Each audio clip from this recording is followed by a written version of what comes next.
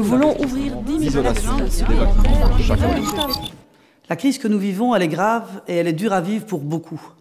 Mais c'est peut-être aussi enfin la chance de pouvoir remettre l'humain au centre de toutes les priorités. Bonjour. Je suis crevée, j'ai tout sur le dos. Elle a été malade et j'ai personne pour la garder. Pas de soucis, viens ma puce. Au-delà des 8 000 places supplémentaires que je viens de créer et des congés parentaux que le CDH vient d'allonger, nous voulons ouvrir 10 000 places supplémentaires et vraiment développer tout un programme de soutien aux parents en portant une attention particulière aux parents seuls. Comme directeur d'école, le plus urgent pour moi, le respect de tous les acteurs de l'enseignement et une école qui vise l'excellence pour tous et donc pas uniquement pour certains élèves.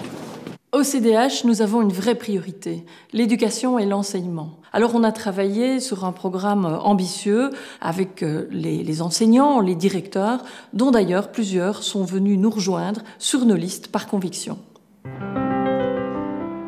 Je suis chargé dans mes fonctions de l'engagement du personnel. Nous recherchons toujours du personnel qualifié et de bonne volonté.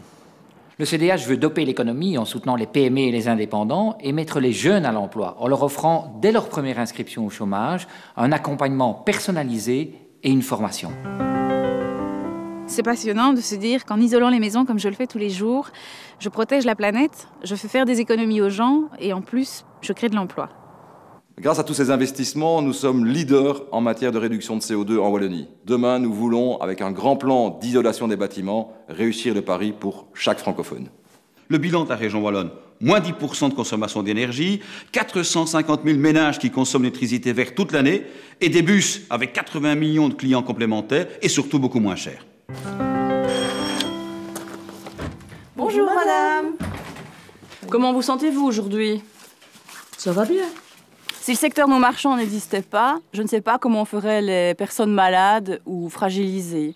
Il n'y a pas que le business dans la vie. L'aide aux personnes, c'est très important pour moi aussi. On a besoin de ces métiers du cœur, pour les plus jeunes, pour les plus âgés, pour les personnes malades, pour les personnes handicapées. Ces personnes ont besoin de ces emplois à dimension humaine.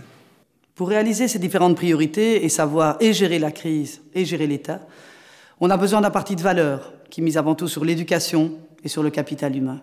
On a besoin surtout d'un parti qui soit honnête et qui soit intègre et qui est composé de personnes à la fois responsables et de confiance. On a aussi besoin d'un parti qui sait dire non quand il s'agit de défendre les francophones. D'un parti qui pense avant tout à vous, parce que pour nous, le centre, c'est vous.